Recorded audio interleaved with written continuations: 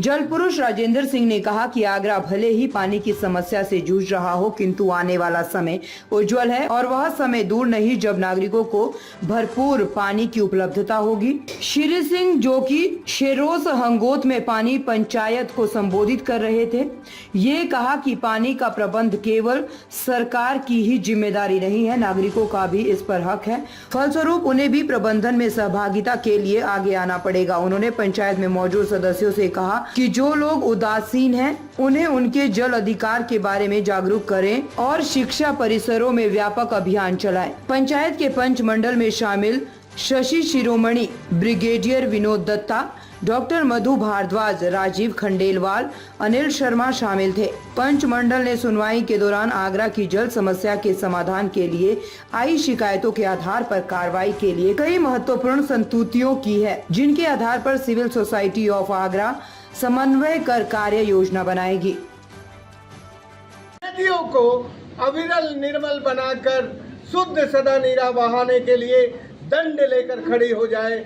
आज ये जो पंच परमेश्वर यहाँ बैठे हैं, मैं उनको इस रूप में देखता हूँ कि वो सच्चाई जो आगरा के लिए है, उस सच्चाई में न राज का पक्ष देखें और न समाज का पक्ष देखें, न लोक का पक्ष देखें, न तंत्र का पक्ष देखें। आप देखें, आज आगरा को पानीदार बनाने का भविष्य, आगरा के लोग अपने अच्छे भविष्य की कल्पना के लिए यहाँ इकट्ठे हुए हैं। वो चाहते हैं कि आगरा का भविष्य अच्छा हो, और आगरा का भविष्य जितना ताज से नहीं जुड़ा है, आगरा का भविष्य यमुना से जुड़ा है। और यमुना नदी को हथनी कुंड में हत्या कर दी गई है। हथनी कुंड का पहला बांध यमुना की हत्यारा है, और फिर उसके बाद जो भी बांध उसके नीचे बने, हरियाणा में, दिल्ली में, वो सब बांध, और यूपी में भी जो बांध बने हैं, मैं मानता हूं कि वो यमुना के हत्यारे हैं। 12,500 साल। और सभी प्रतिवादियों ने जो बात कही है और जो मैंने समझी है, एक पानी का काम करने वाले व्यक्ति की तरह, मैं आपसे अर्ज करना चाहता हूँ। असलियत में आज की पंचायत में ये सर्वसम्मति से मान लिया गया है कि आगरा का मुख्य जल स्रोत यमुना जी जैसे पहले बहती थी, वैसे ही यमुना जी बहने लगें।